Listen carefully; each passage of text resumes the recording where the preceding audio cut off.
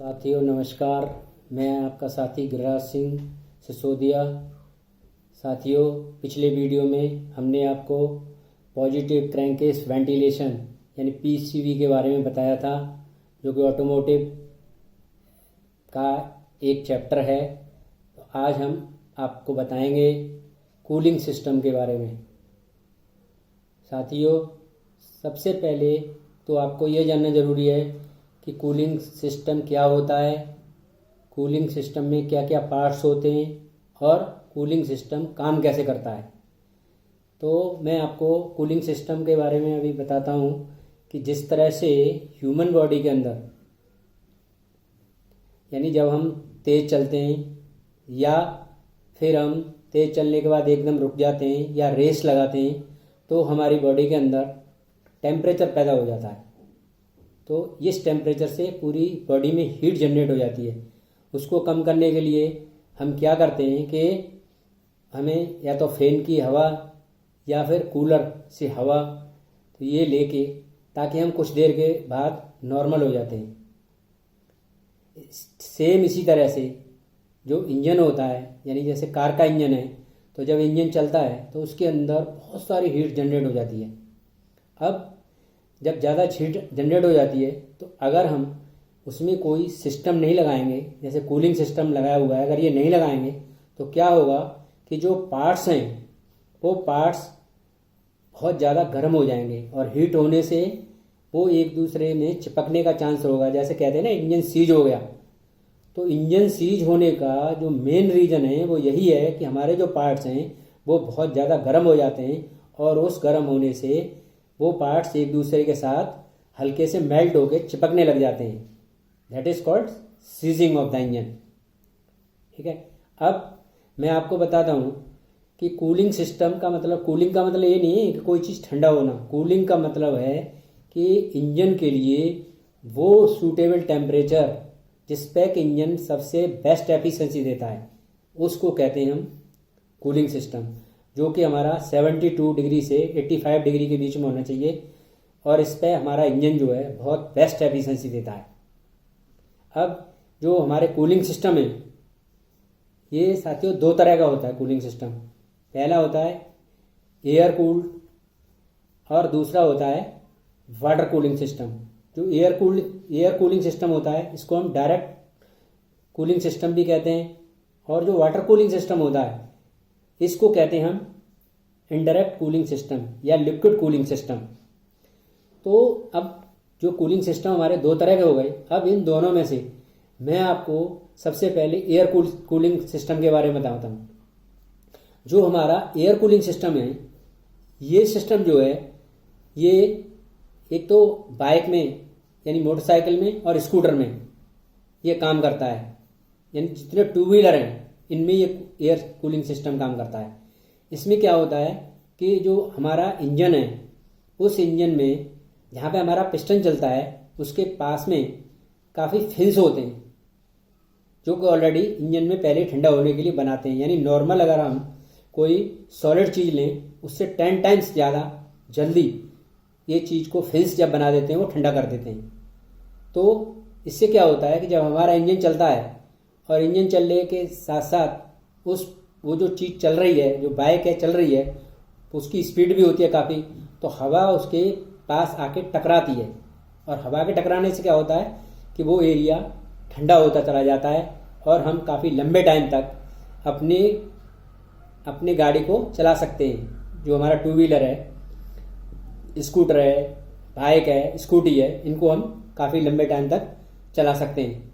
अब क्या होता है कि ये जो एयर कूलिंग सिस्टम है, इसमें ज़्यादा बेटर तब आए कि अगर इसमें फोर्स सर्कुलेशन हम बना दें, यानी हवा को फोर्स करके किसी मोटर के द्वारा हम अगर भेजें तो ये और बेटर काम कर सकता है। लेकिन क्योंकि इसकी पावर इतनी नहीं होती, तो पावर इतनी नहीं होने की वजह से ये क्या होता है कि वो फिर काम करना बंद कर देता है। इसलिए हम कोई इसमें एक्स्ट्रा अटैचमेंट नहीं लगा सकते हैं।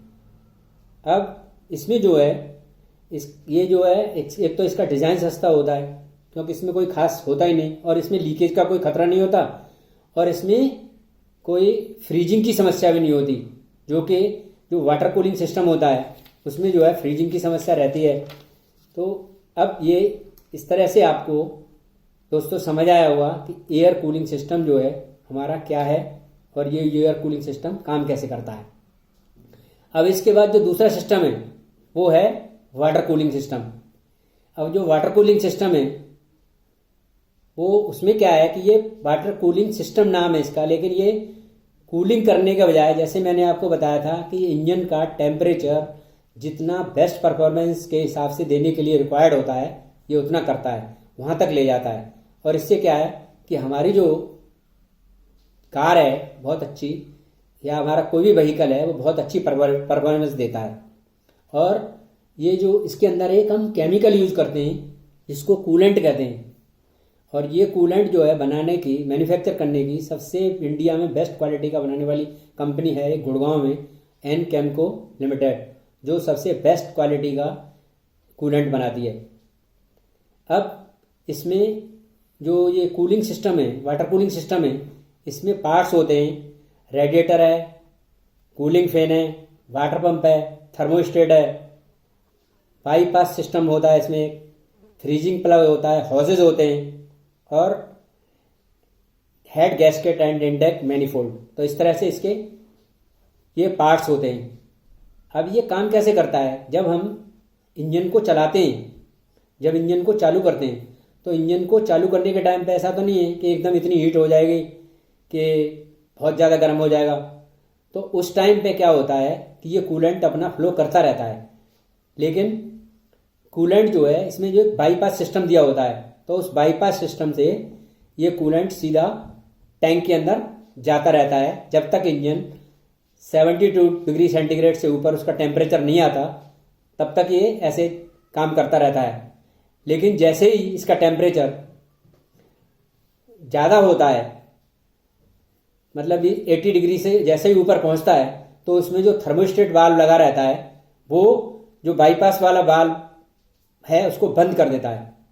अब वो कूलेंट है वो ऊपर जो पाइप है, ऊपर के पाइप से सीधा टैंक में जाना शुरू कर देता है क्योंकि जो टैंक है उस टैंक के साथ उसमें फिन्स वगैरह लगी हुई हैं, उसमें बहुत सारी फिन्स बनी हुई हैं और उसमें एक ऑटोमेटिक फैन लगा होता है जो कि जब ज़रूरत होती है, जब टेम्परेचर ज़्यादा हो जाता है तो उस टाइम पर वो मतलब फैन स्टार्ट हो जाता है, और जैसे टेम्परेचर कम होता है उस टाइम पर वो बंद हो जाता है। तो ये ऑटोमेटिक जो फंक्शन है फैन का वो इस तरह से है कि जब रिक्वायर्ड हुआ चल गया और जब ज़रूरत नहीं है तो अपने आप बंद हो गया। अब इसमें ये है कि थर्मोस्टेट वाल्व जब बंद हो जाता है तो ऊपर से सीधा वहीं से कूलेंट चलता रहता है, और कूलेंट को एक इतना रिक्वायर्ड टाइम मिल जाता है कि जो हमारा इंजन है, सिलेंडर ब्लॉक है, आप देखेंगे तो उसमें जगह जगह पे वाटर जैकेट्स बने होते हैं सिलेंडर ब्लॉक्स के अंदर।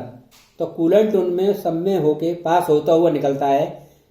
तो क्या होता है कि जो गर्म चीज़ ज़्यादा है उसका टेम्परेचर कूलेंट खुद ले लेता है, और उस टेम्परेचर को लेने के बाद पहुंचाता है जहाँ पे हमारा रेडिएटर है, क्योंकि रेडिएटर में बहुत हाई स्पीड से वो टेम्परेचर है वो बाहर एटमॉस्फेयर में निकल रहा होता है। तो इस तरह से क्या होता है कि वो गाड़ी को, हमारे व्हीकल को या कार को बिल्कुल नॉर्मल टेम्परेचर पे, जितना रिक्वायर्ड टेम्परेचर है यानी 80 डिग्री के आसपास, 85 डिग्री के आसपास पूरा मेंटेन करके रखता है।